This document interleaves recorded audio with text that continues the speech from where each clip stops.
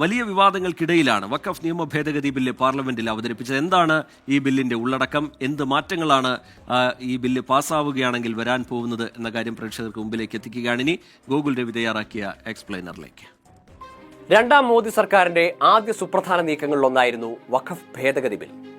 ഇസ്ലാമിക നിയമപ്രകാരം മതപരമോ ജീവകാരുണ്യമോ സ്വകാര്യമോ ആയ ആവശ്യങ്ങൾക്കായി ദൈവത്തിന്റെ പേരിൽ സമർപ്പിച്ചിരിക്കുന്ന സ്വത്തുക്കളെയാണ് വഖഫ് എന്ന് വിളിക്കുന്നത്.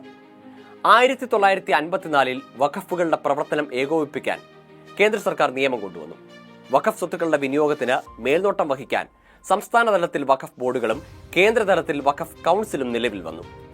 1995 ഈ നിയമം റദ്ദാക്കി വഖഫ് ബോർഡുകൾക്ക് കൂടുതൽ അധികാരം നൽകുന്ന പുതിയ വഖഫ് നിയമം നടപ്പാക്കി.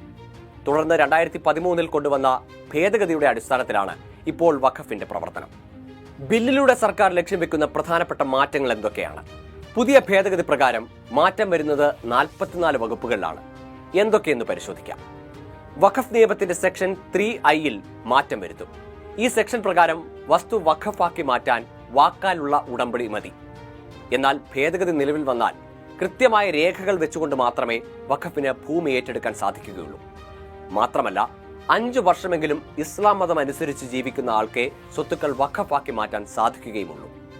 ഏറ്റവും പ്രധാനം വഖഫ് ബോർഡുകളുടെ അധികാര പരിധിയും സ്വത്ത് വിനിയോഗവും നിയന്ത്രിക്കപ്പെടും എന്നതാണ്. വഖഫ് ഭേദഗതി പ്രകാരം ഭൂമി വഖഫിൽപ്പെട്ടതാണോ എന്ന് തീരുമാനിക്കാനുള്ള അധികാരം ബോർഡിന് നഷ്ടമാകും.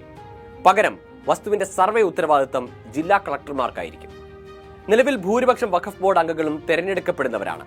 എന്നാൽ പുതിയ ബില്ല് നിയമമാകുന്നതോടെ സർക്കാരിന് മുഴുവൻ അംഗങ്ങളെയും നോമിനേറ്റ് ചെയ്യാം. സമുദായം നിയന്ത്രിക്കുന്ന ബോർഡുകളിൽ നിന്നും ട്രൈബ്യൂണലുകളിൽ നിന്നും വഖഫ് ഭരിക്കാനുള്ള അധികാരം ഭരണത്തിലിരിക്കുന്നവരുടെ നിയന്ത്രണത്തിലേക്ക് മാറുമോ എന്ന ആശങ്ക മുസ്ലിം സംഘടനകൾക്കുണ്ടാകാനുള്ള കാരണവും മറ്റൊന്നല്ല.